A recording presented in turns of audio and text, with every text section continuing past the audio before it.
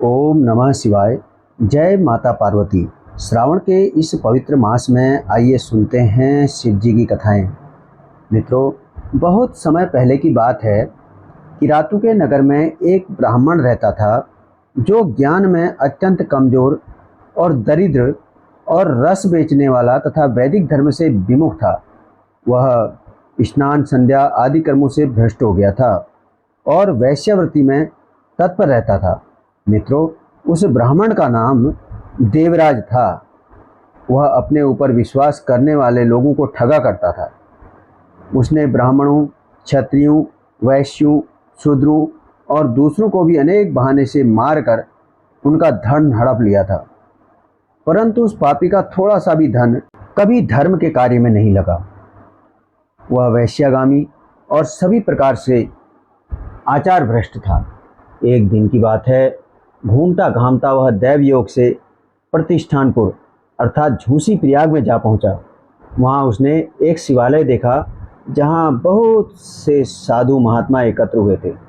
देवराज उस शिवालय में ठहर गया दोस्तों, किंतु वहां उस ब्राह्मण को ज्वर आ गया। उस ज्वर से उसको बड़ी पीड़ा होने लगी। वहां एक ब्राह्मण देवता शिव पुराण की कथा सुना रहे थे।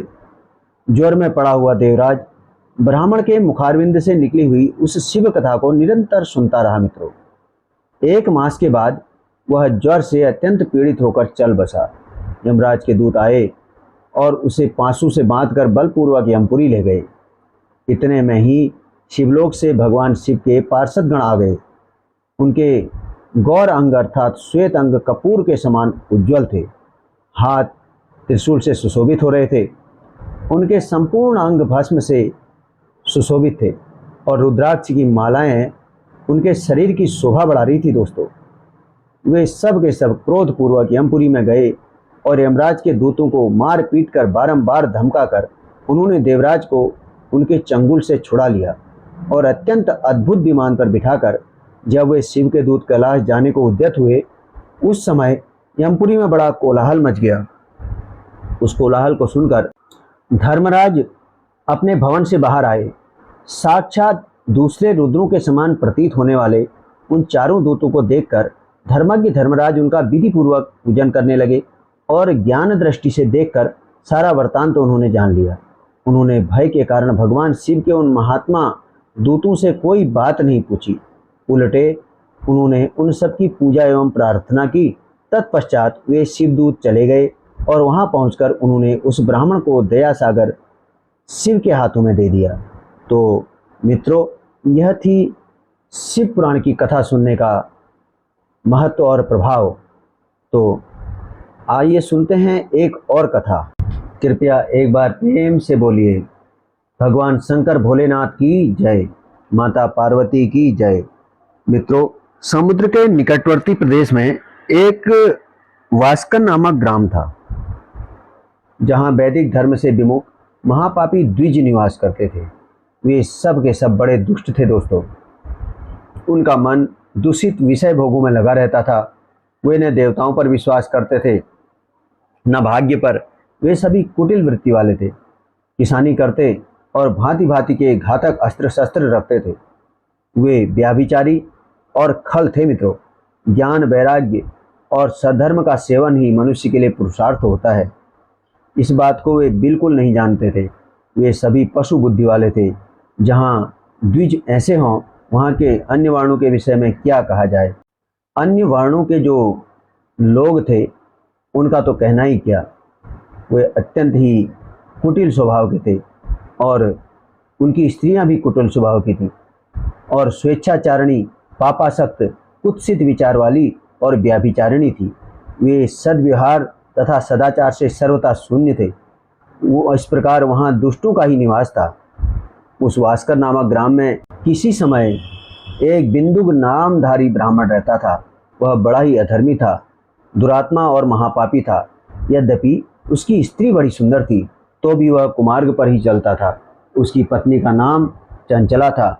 वह सदा उत्तम धर्म के पालन में लगी रहती थी। मित्रों, तो भी उसे छोड़कर वह दुष्ट ब्राह्मण वैश्यागामी हो गया। दोस्तों, इस तरह कुकर्म में लगे हुए उस बिंदुक ने बहुत से वर्ष व्यतीत किए। उसकी स्त्री काम से पीड़ित होने पर भी, स्वधर्मनाश के भय से क्लेश सहकर भी दीर्घ काल तक धर्म से भ्रष्ट नहीं हुई, परंतु दुराचारी पति के आचरण से प्रभावित हो आगे चलकर वह स्त्री भी दुराचारणी होगी। इस तरह दुराचार में डूबे हुए उन गुण चित्त वाले पति पत्नी का बहुत सा समय व्यर्थ बीत गया। तदंतर शूद्र जातीय वैश्या का पति बना हुआ वह दूषित बुद्धि वाला दुष्ट ब्राह्मण बिंदु समयानुसार मृत्यु को प्राप्त हुआ दोस्तों, और नरक में जा पड़ा। बहुत दिनों तक नरक के दुख भोग कर वह गूढ़ बुद्धि पापी बिंद पर्वत पर भयंकर पिशाच हुआ। इधर दुराचारी पति बिंदु के मर जाने पर वह मूढ़ हृदया चंचला बहुत समय तक अपने पुत्रों के साथ अपने घर में रही। एक दिन की बात है, दैवयोग से किसी पुण्य पर्व के आने पर वह स्त्री भाई बंधुओं के साथ गोकर्ण क्षेत्र में गई। तीर्थ यात्रियों के संग से उसने भी उस समय जाकर किसी तीर्थ के जल में स्नान किया मित्रों। फिर वह साधारणतया बंधुजनों के साथ यत्र तत्र घूमने लगी। घूमती घामती किसी मंदिर में गई और वहां उसने एक देवज्ञ ब्राह्मण के मुख से भगवान शंकर की परम पवित्र एवं मंगल कारिणी उत्तम पौराणिक कथा सुनी दोस्तों। कथावाचक ब्राह्मण कह रहे थे कि जो स्त्रियां पर पुरुषों के साथ व्याभिचार करती हैं, वे मरने के बाद जब यमलोक में जाती हैं, तब यमराज के दूत उनकी योनि में तपे हुए लोहे का परिध डालते हैं। पौराणिक ब्राह्मण के मुख से यह वैराग्य बढ़ाने वाली कथा सुनकर चंचला भय से व्याकुल होकर वहां कांपने लगी दोस्तों। जब कथा समाप्त हुई और सुनने वाले सब लोग वहां से बाहर गए, तब वह भयभीत नारी एकांत में शिव पुराण की कथा बाँचने वाले उन ब्राह्मण देवता से बोली। चंचला कहने लगी, हे ब्राह्मण, मैं अपने धर्म को नहीं जानती थी, इसलिए मेरे द्वारा बड़ा भारी दुराचार हुआ है। हे स्वामी, मेरे ऊपर अनुपम कृपा करके आप मेरा उद्धार कीजिए। आज आपके वैराग्य रस से ओतप्रोत इस प्रवचन को सुनकर मुझे बड़ा भय लग रहा है। मैं कांप उठी हूँ और मुझे इस संसार से वैराग्य हो गया है। मुझ मूढ़ चित्त वाली पापिनी को धिक्कार है, धिक्कार है। मैं सर्वथा निंदा के योग्य हूँ, कुत्सित विषयों में फंसी हुई हूँ और अपने धर्म से विमुख हो गई हूँ। हाय, न जाने किस किस घोर कष्टदायक दुर्गति में मुझे पड़ना पड़ेगा और वहाँ कौन बुद्धिमान पुरुष कुमार्ग में मन लगाने वाली मुझ पापिनी का साथ देगा। मृत्युकाल में उन भयंकर यमदूतों को मैं कैसे देखूंगी। जब वे बलपूर्वक मेरे गले में फंदे डालकर मुझे बांधेंगे, तब मैं कैसे धीरज धर सकूंगी। नरक में जब मेरे शरीर के टुकड़े टुकड़े किए जाएंगे, उस समय विशेष दुख देने वाली उस महायातना को मैं वहाँ कैसे सह पाऊंगी। हाय, मैं मारी गई, क्योंकि मैं हर तरह से पाप में डूबी रही। हे ब्राह्मण, आप ही मेरे गुरु, आप ही माता और आप ही पिता हैं। आपकी शरण में आई हुई मुझ दीन अबला का आप ही उद्धार कीजिए, उद्धार कीजिए प्रभु। इस प्रकार खेद और वैराग्य से युक्त हुई चंचला ब्राह्मण देवता के दोनों चरणों में गिर पड़ी मित्रों।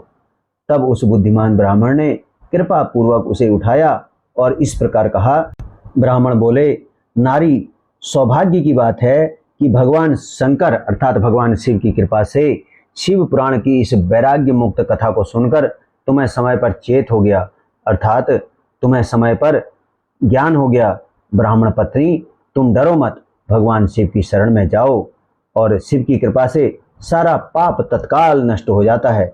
मैं तुमसे भगवान शिव की कीर्ति कथा से युक्त उस परम वस्तु का वर्णन करूंगा जिससे तुम्हें सदा सुख देने वाली उत्तम गति प्राप्त होगी। शिव की उत्तम कहानियां सुनने से तुम्हारी बुद्धि इस तरह पश्चाताप से युक्त एवं शुद्ध हो गई है, साथ ही तुम्हारे मन में विषयों के प्रति वैराग्य हो गया है।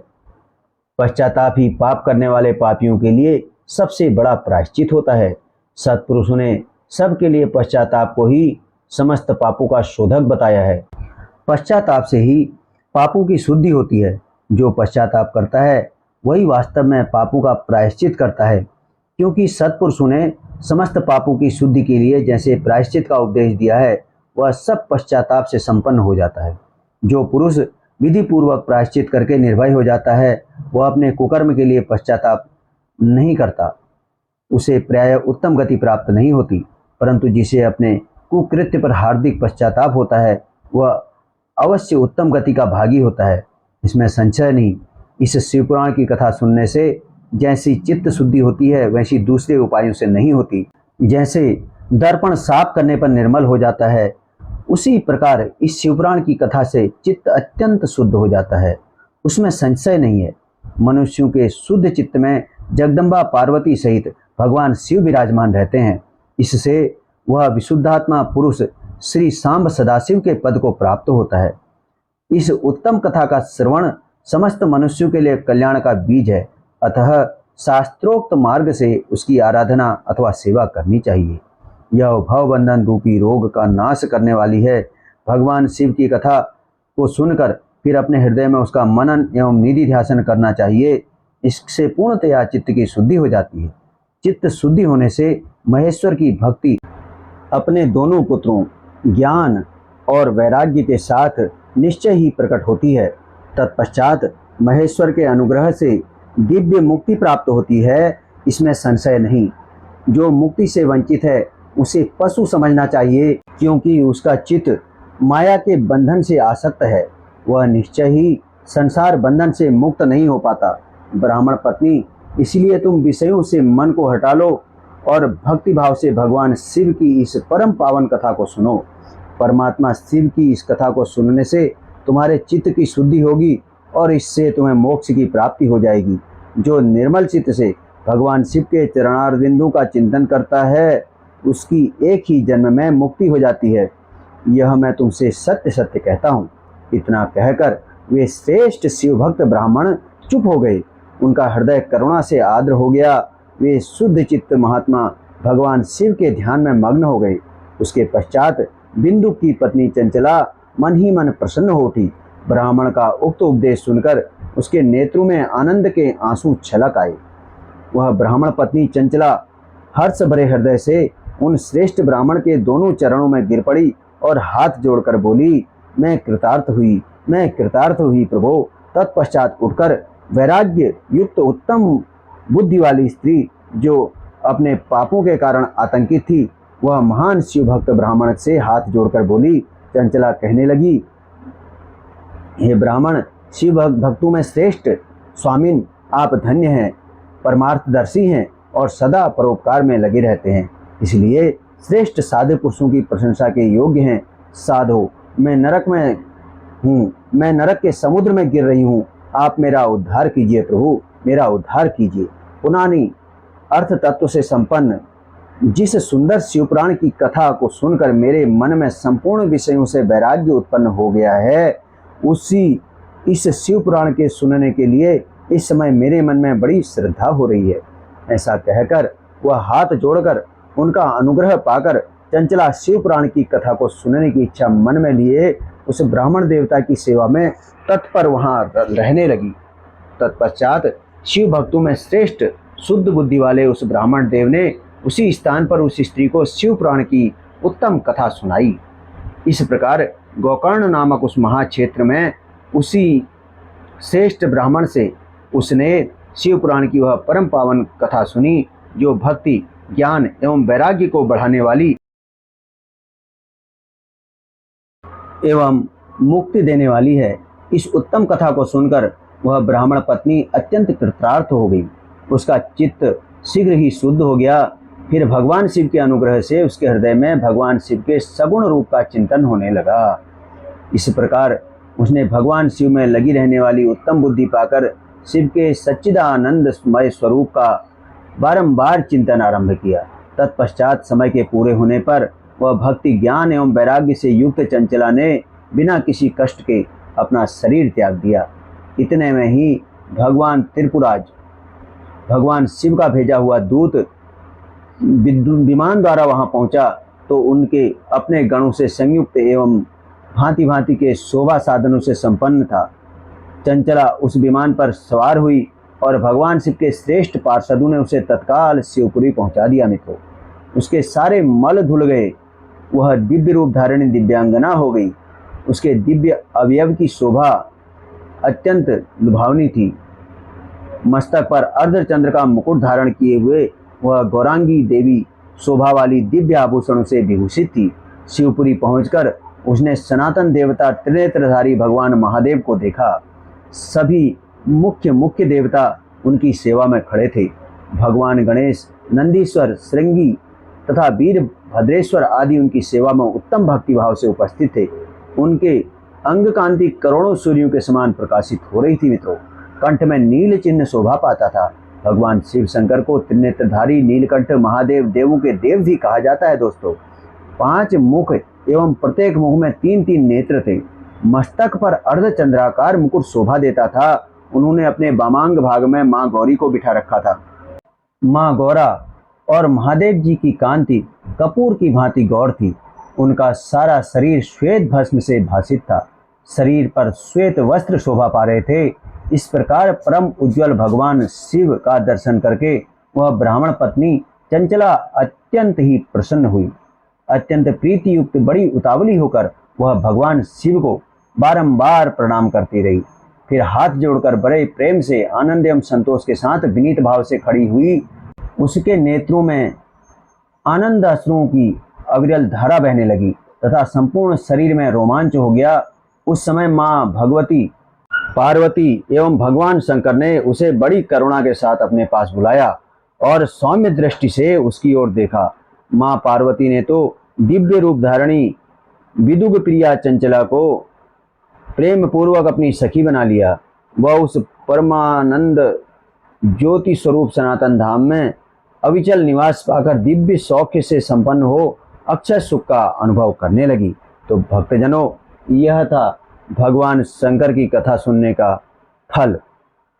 बोलिए शंकर भगवान की जय, बोलिए माता पार्वती की जय। भगवान शिव और माता पार्वती की कथा सुनने का फल सभी भक्तों को प्राप्त हो। भगवान भोलेनाथ सभी भक्तों के कष्टों को दूर करें। जय भगवान शंकर, जय माता पार्वती।